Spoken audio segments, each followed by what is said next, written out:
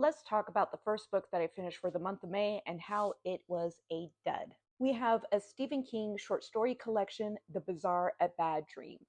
Now, this is not the first Stephen King novel or short story collection that I read by him.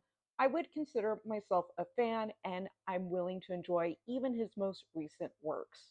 But after reading this, I'm also willing to say that this is my least favorite thing that I've read by him, and I'm going to give it the bottom ranking of any Stephen King list that I create. Now, the short story collection started off okay. It was a story that I consider a classic Stephen King one. We have an unknown entity, which is probably an alien, sorry for the spoiler, cars that are not just what they seem, unlikely heroes, and people meeting their unfortunate ends just by being in the wrong place, wrong time. The rest of the stories that follow that one are so-so, neither bad nor good, until we get to about page 100. With Bad Little Kid, we have another story that I would consider classic Stephen King, but also my favorite of the bunch. And it's definitely the reason why I even tried to finish the entire collection, which is crazy because it's immediately followed by my least favorite story that he's ever written, A Death.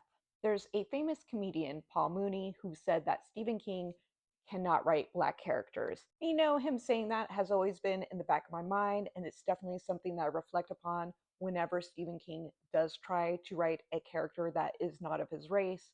But damn if he wasn't right with that opinion, especially after reading A Death. It is a short story that ended up infuriating me from the beginning to the end and definitely left me with a what the fuck, Stephen King. After that comes another couple stories that are notable. There is Morality.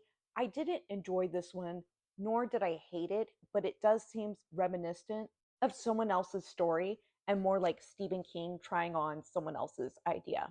But when we get to Your and the note that he prefaces the story with, this is for the fans of the Dark Tower series, I was hooked back in, and I appreciated a glimpse into one of the many worlds that compromises the universe. Side note, this is a book that I borrowed from a friend, and it was published, I believe, in the year 2015. I noticed that her bookmark for this is a Hillary Clinton campaign sticker, and the plot of that last story does include alternate realities in which maybe Hillary was elected as president. The rest of the stories to me weren't necessarily memorable after that, but they weren't as bad as A Death.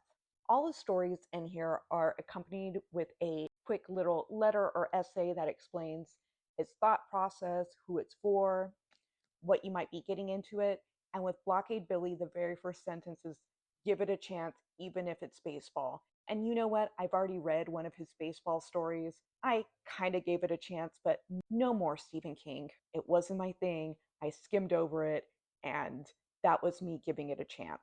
I finished out the rest of the book because at this point I was so far along that it seemed not worth it to DNF.